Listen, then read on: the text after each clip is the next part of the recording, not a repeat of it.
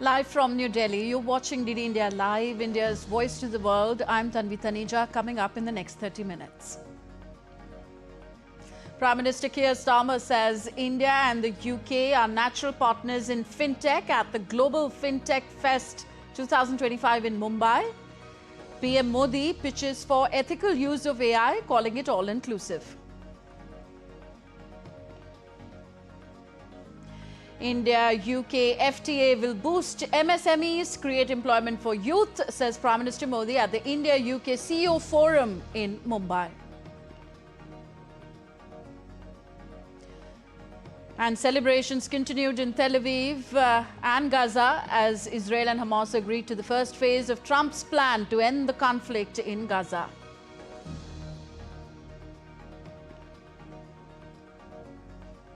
And Hungarian writer László Krasznahorkai wins the Nobel Prize in Literature 2025.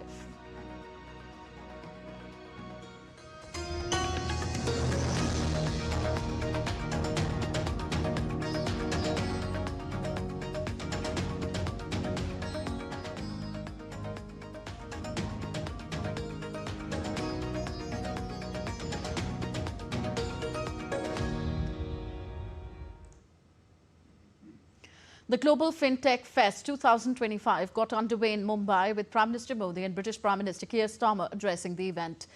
PM Modi said that India's digital ecosystem is setting global standards for innovation and inclusion. Prime Minister Modi said that India is not only sharing technology with other countries but also helping them develop it. He termed it as digital empowerment, not digital aid.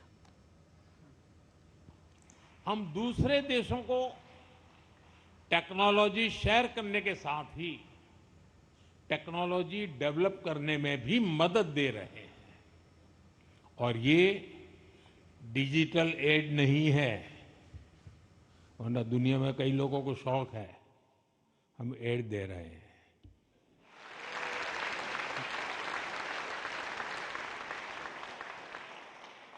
समझदार को इशारा काफी है।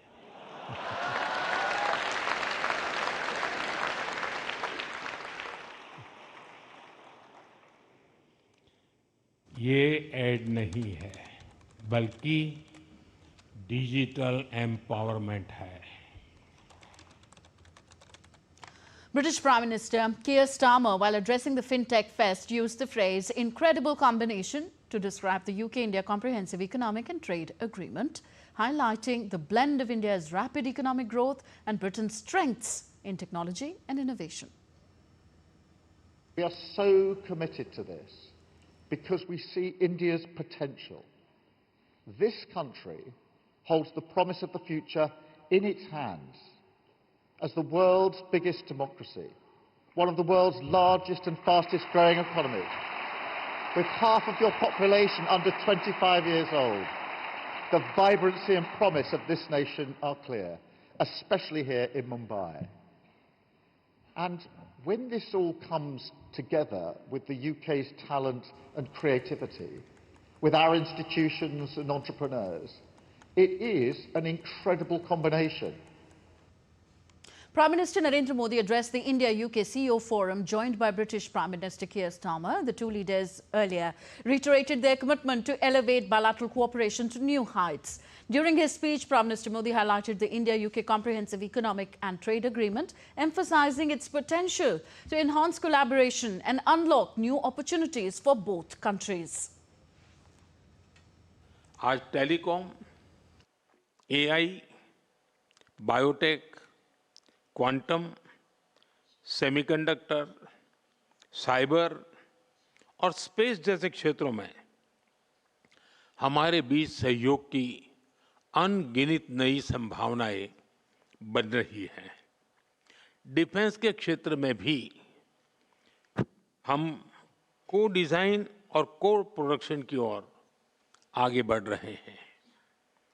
अब समय है कि हम इन सभी संभावनाओं को कॉन्क्रीट सहयोग में बदलने पर तेज गति से काम करें।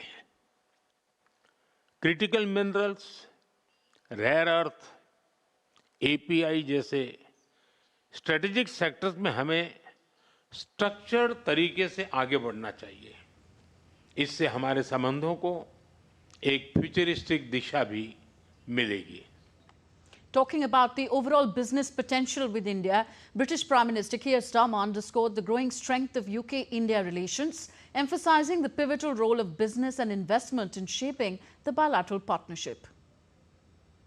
I see this as a celebration of the partnership between the UK and India and a clear display of our belief in the potential. And I think I have to reference the diversity of the delegations, particularly on my side, because we've got diversity within the pure business side. We've got huge, really important businesses and investors amongst the key businesses investors when it comes to our relationship with India, and iconic businesses. We've got medium-sized businesses, smaller businesses, but we've also got huge talent and experience across in finance, in sport, in tech, in manufacturing. And whilst we've been here, we've been able to do deals on films. Yesterday I saw the Premier League doing their coaching training that's going to go out across the whole of India. I think all of this shows that this is not a narrow enterprise around just one or two sectors. It's a much broader ambition than that. Before addressing the Global FinTech Fest, Prime Minister Modi and UK Prime Minister Starmer visited the Geo World Centre in Mumbai. Both the leaders explored a vibrant showcase of Indian art and craft. The leaders inspected a range of products reflecting India's rich cultural heritage and craftsmanship, underscoring the importance of creative industries in fostering global partnerships. Earlier, the two Prime Ministers met Vice-Chancellors from the leading UK universities. These 9 UK universities are planning to set up campuses in India. The discussion spanned key areas of collaboration, including technology, defence, artificial intelligence, sustainable development and renewable energy. Both leaders expressed a strong commitment to deepening educational and cultural linkages between India and the United Kingdom.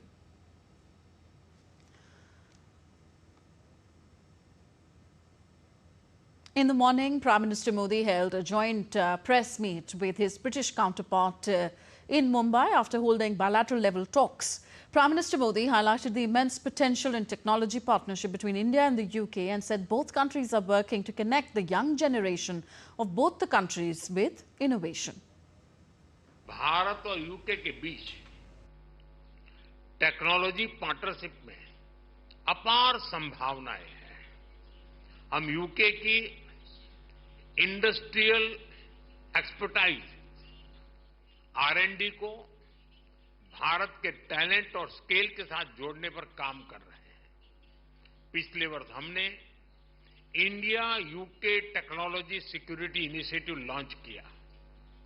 इसके तहत हमने critical and emerging technologies में joint research और innovation के लिए एक मजबूत मंच तैयार किया। दोनों देशों की युवा पीढ़ी को इनोवेशन इस ब्रिज से जोड़ने के लिए हमने कनेक्टिविटी और innovation centre, joint AI research centre जैसे कई कदम उठाए हैं। हमने क्रिटिकल मिनरल्स पर सहयोग के लिए एक इंडस्ट्री गिल्ड और सप्लाई चेन ऑब्जर्वेटरी की स्थापना का निर्णय लिया है। इसका सैटेलाइट कैंपस ISM धनबाद में होगा। सस्टेनेबल डेवलपमेंट गोल्स के प्रति हमारी साझी प्रतिबद्धता है। हम इस दिशा में India UK offshore wind task force के गठन का स्वागत करते हैं। Further, Prime Minister Modi highlighted that the growing partnership between India and the UK has been an important base for global stability and economic progress in the current era of global instability. Bharat और UK natural partners हैं। हमारे संबंधों की नींव में democracy, freedom और rule of law जैसे मूल्यों में साझा विश्वास है। मौजूदा वैश्विक अस्थिरता के दौर में भारत और यूके के बीच ये बढ़ती हुई साझेदारी ग्लोबल स्टेबिलिटी और आर्थिक प्रगति का एक महत्वपूर्ण आधार बनी रही है। आज की बैठक में हमने इंडो पैसिफिक, वेस्ट एशिया में शांति और स्थिरता और यूक्रेन में चल रहे संघर्ष पर भी विचार साझा किए। यूक्रेन कॉन्फ्लिक्ट और गाजा के मुद्दे पर भारत डायलॉग और डिप्लोमेसी से शांति की बहाली के सभी प्रयासों का समर्थन करता है। In his address, UK Prime Minister Keir Starmer emphasized that India's growth story is remarkable and congratulated Prime Minister Modi on his leadership, aiming to be the world's third largest economy by 2028. It is significant that we're meeting here in Mumbai as India's economic and financial capital because India's growth story is remarkable. I want to congratulate the Prime Minister on his leadership, aiming to be the world's third largest economy by 2028.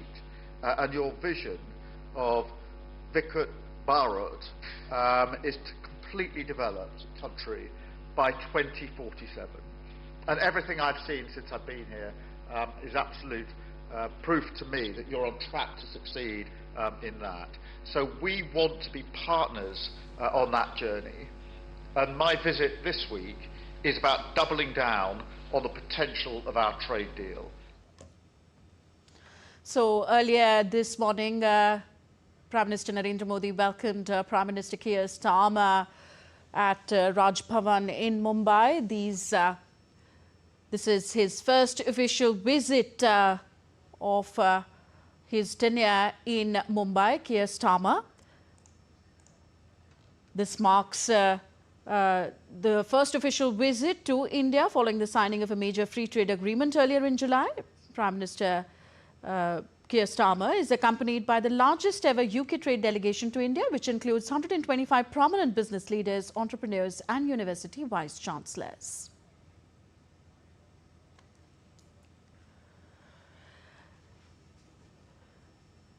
So Prime Minister Modi and Keir Starmer held delegation-level talks, the press statements of which we just heard a little while ago. India's Commerce and Industry Minister Piyush Goyal called on UK Prime Minister Keir Starmer in Mumbai on Thursday morning. The minister in a social media post said, and I quote, "Delighted to call on UK Prime Minister Keir Starmer, discussed avenues to further deepen India-UK trade and economic partnership for mutual prosperity." Piyush Goyal on Thursday announced the signing of the terms of reference to reposition the Joint Economic and Trade Committee. In a post on X, he asserted that this institutional reset is a game changer, strengthening the framework for strategic engagement between the two nations, driving the implementation of the India-UK CETA and boosting both nations' joint ambition to significantly enhance bilateral trade. Defence Minister Rajnath Singh met with Australia's Foreign Minister Penny Wong on Thursday during his official two-day visit to Australia. In the delegation-level talks, the leaders discussed ways to strengthen the growing India-Australia Comprehensive Strategic Partnership and deepen cooperation across key sectors, including trade, technology, connectivity and regional security. Penny Wong called India and Australia joint custodians of the Indian Ocean. Rajnath Singh also paid tributes at the Australian War Memorial and laid a wreath there. Earlier today, Rajnath Singh met with Prime Minister of Australia, Anthony Albanese, and hailed the fillip towards the bilateral relationship. During the meeting, the Australian Prime Minister underscored how India and Australia defence partnership is built on trust, shared interests and a commitment to a peaceful, secure and prosperous Indo-Pacific. Also, a welcome to country smoke ceremony was held at the Australian Parliament to honour and welcome Rajnath Singh. The ceremony was part of a reconciliation process as it acknowledges the traditional ownership of the land and involves Aboriginal Australians in the events that take place on their traditional lands.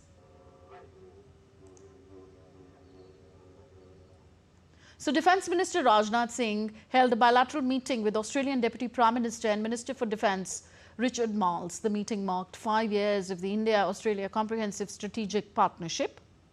In the joint statement, Defence Minister underlined the deep-rooted cultural ties and shared democratic values that underpin India-Australia relations.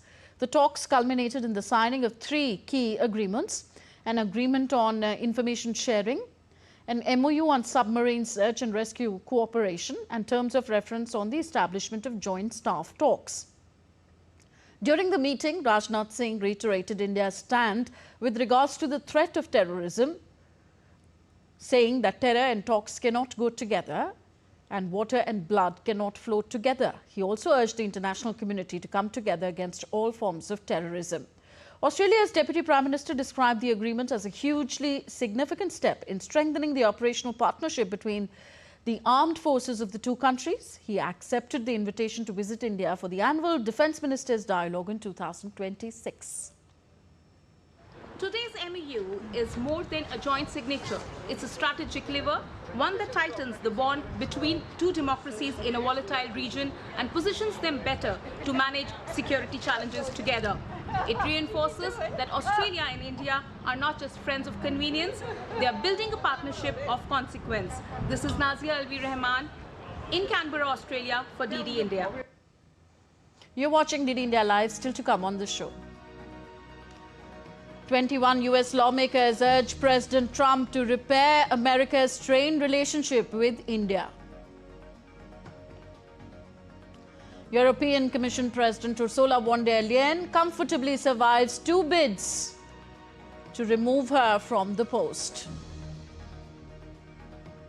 And a new set of stamps released mark 90 years of the popular board game Monopoly, launched in the UK.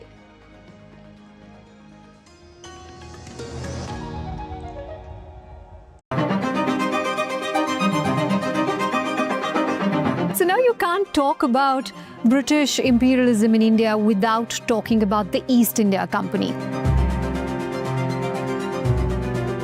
Britain is just dotted with the visible representations of loot from India. The one thing you folks have never done is just say sorry.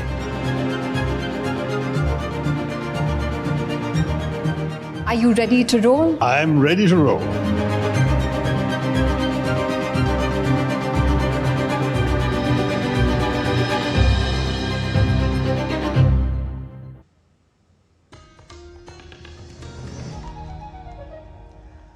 Welcome back. You're watching DD India Live. I am Tanvi Taneja. A major breakthrough in the Middle East as Israel and Hamas agreed to a ceasefire deal, marking the first phase of a peace plan brokered by US President Donald Trump. UN Chief Antonio Guterres welcomed the announcement and lauded the diplomatic efforts of the United States, Qatar, Egypt and Turkey in brokering the deal. Israeli Prime Minister Benjamin Netanyahu and global leaders too welcomed the move, calling it a step towards lasting peace in the region. DD India's Soumya Raj reports. A ceasefire agreement between Israel and Hamas has sparked celebrations and joyous scenes in both Gaza and Israel. In Israel's capital city, Tel Aviv, former hostages and their families gathered at Hostages Square to celebrate the peace deal with immense relief and happiness. Very exciting day. Finally, the time is come. And thank God and thank President Trump. And also thank for Israeli Prime Minister Benjamin Netanyahu, that we hope these coming days, tomorrow, the day after tomorrow, we'll see our brothers and sisters coming back to Israel after 2 years in the prison of the Nazis in Gaza.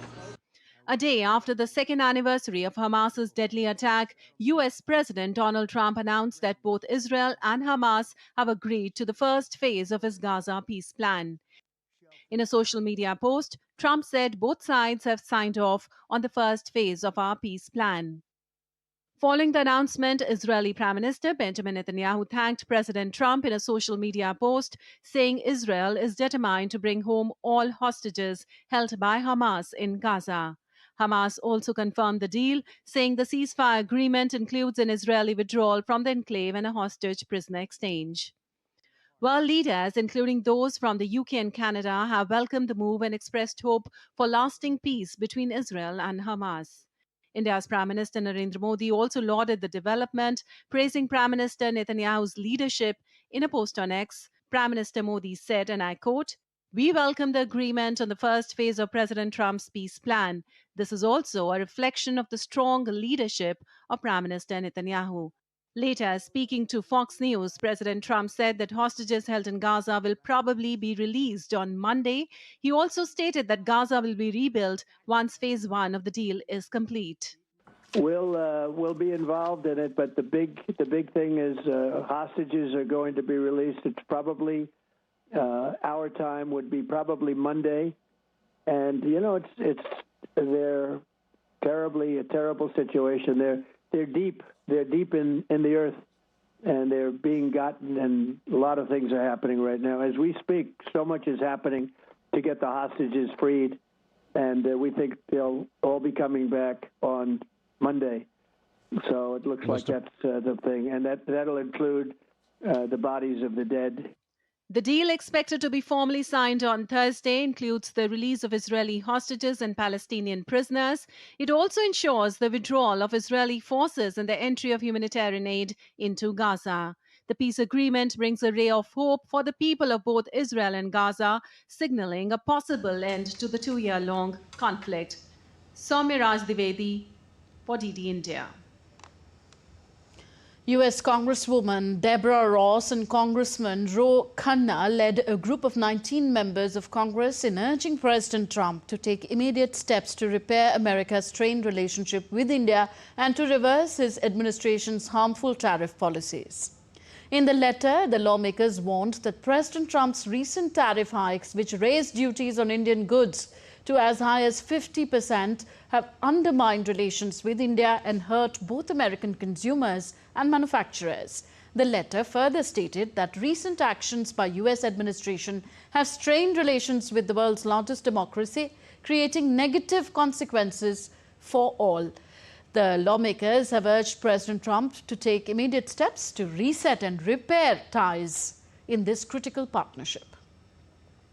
The U.S. government remains in shutdown with no resolution in sight after the Senate failed on Wednesday to pass either a Republican or Democratic-backed short-term funding bill. The vote marked the 6th unsuccessful attempt to extend federal funding as the shutdown enters its 8th day. Lawmakers in the Senate rejected a House-passed continuing resolution that would have funded the government through November 21st. The vote was 54-45, falling short of the 60 votes needed to advance the legislation. The Senate also rejected the Democrats' version of the funding bill, which included health care provisions. With both proposals failing, Congress remains deadlocked, leaving federal programs and workers in limbo.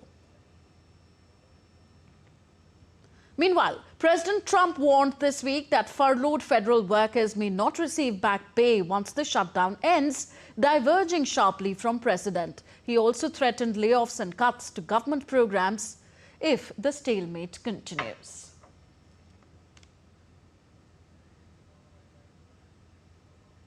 How will you decide which workers get back pay and which workers do not? Well, we're going to see most of them are going to get back pay, and we're going to try and make sure of that. But some of them are being hurt very badly by the Democrats, and they therefore won't qualify. The Federal Aviation Administration delayed flights for a third straight day at airports, including the Reagan Washington National and New York Liberty International Airport, as the agency continued to face higher than normal staffing shortages. Air traffic control staffing issues during this shutdown have emerged earlier than the last major halt to government funding in 2019, leading to unexpected shortages in cities around the country. Some 13,000 air traffic controllers and about 50,000 Transportation Security Administration officers must still turn up for work during the government shutdown, but they are not being paid.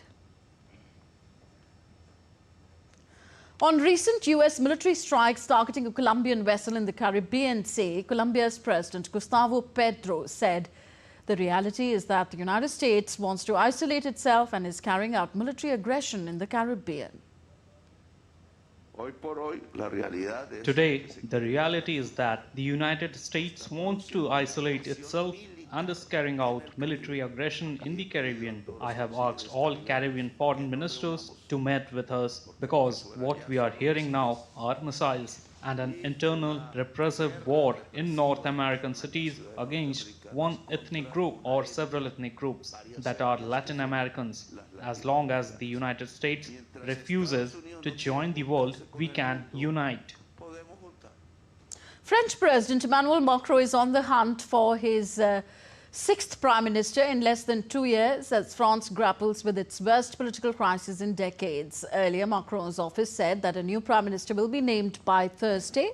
This comes after outgoing Prime Minister Sébastien Lecornu resigned on Monday, just hours after unveiling his cabinet, making it the shortest-lived administration in modern French history.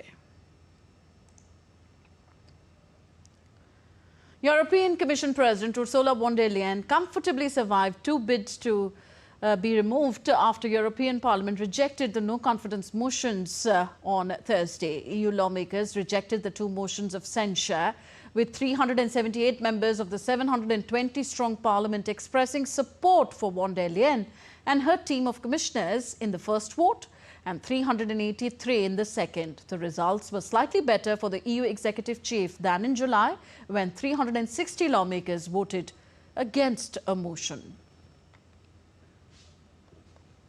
Nobel Prize 2025 in Literature has been announced. Hungarian author László Krasznahorkai received the honor for his compelling and visionary oeuvre that, in the midst of apocalyptic terror, reaffirms the power of art. The Royal Swedish Academy of Sciences announced the award on Thursday.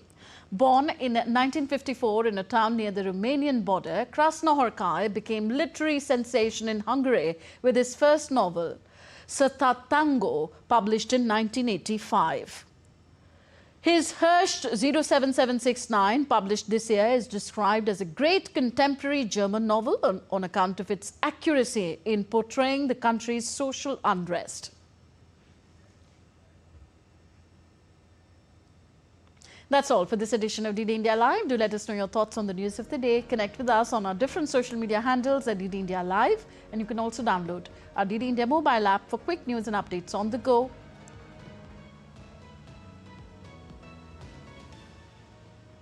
We'll be back with more news as it breaks here on DD India. I'm Tanvi Taneja. From all of us here in New Delhi, thank you for watching. Namaskar.